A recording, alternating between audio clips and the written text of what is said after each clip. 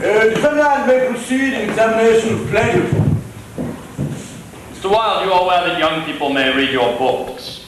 Yes, I hope so, for the sake of their enlightenment and my royalties. You are the author of Dorian Gray? Yes, I pose as such. You recall the passage that begins, "I quite admit that I adore you madly." I suppose you wrote this, Mr. Wilde. Ah, no, Mr. Carson. Shakespeare wrote that. Being your slave, what should I do but tend upon the hours and times of your desire? I suppose Shakespeare also wrote that, Mr. Wilde. Not the way you read it. Order! Did you write, "Young men want to be faithful and are not, old men want to be faithless and cannot"? Yes. Do you feel that this is appropriate for young readers? Literature does not concern itself with morality. There are well-written books and badly written books, that is all.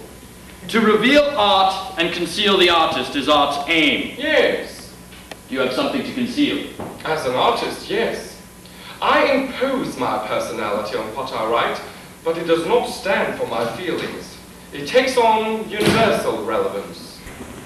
Vice and virtue are the artist's materials for art. Are your writings about vice? Yes, at times, if it is artistically appropriate.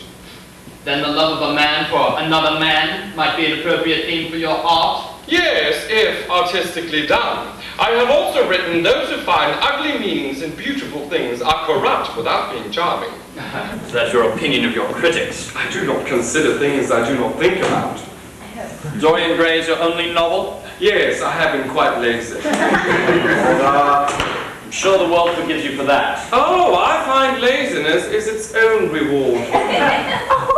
But you had had ample time to write quite a number of letters to Lord Alfred Douglas. Yes. Come to me, my dear boy. I am consoling myself in your absence with the eating of wild strawberries and dreams of your pomegranate red lips and your golden presence against the azure sky.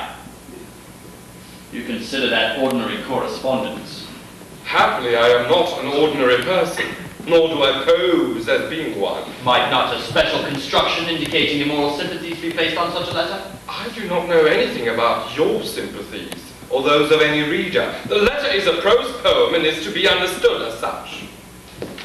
You are acquainted with an Arthur Marling? I've met him a few times. Have you ever seen Marling in female clothing?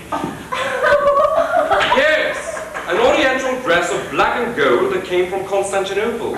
Oh. And was he also wearing a wig? You're wearing a wig? Thank you. A lady's wig at the time you saw him in a dress? Yes. Did that surprise you? No. Were your friends in the habit of wandering about in ladies' attire? He was going to a masquerade ball at Covent Garden. Did you attend that ball? No, I do not own any dresses. Well, you know Charles Parker?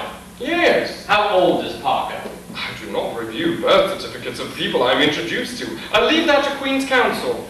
What is your estimate of his age? Oh, 18, 20? And on an occasion, did you give him a silver cigarette case? Yes, I enjoy giving cigarette cases to young men.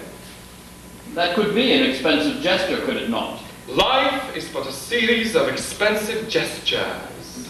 Court will stand in recess until 1 o'clock. Think Wilde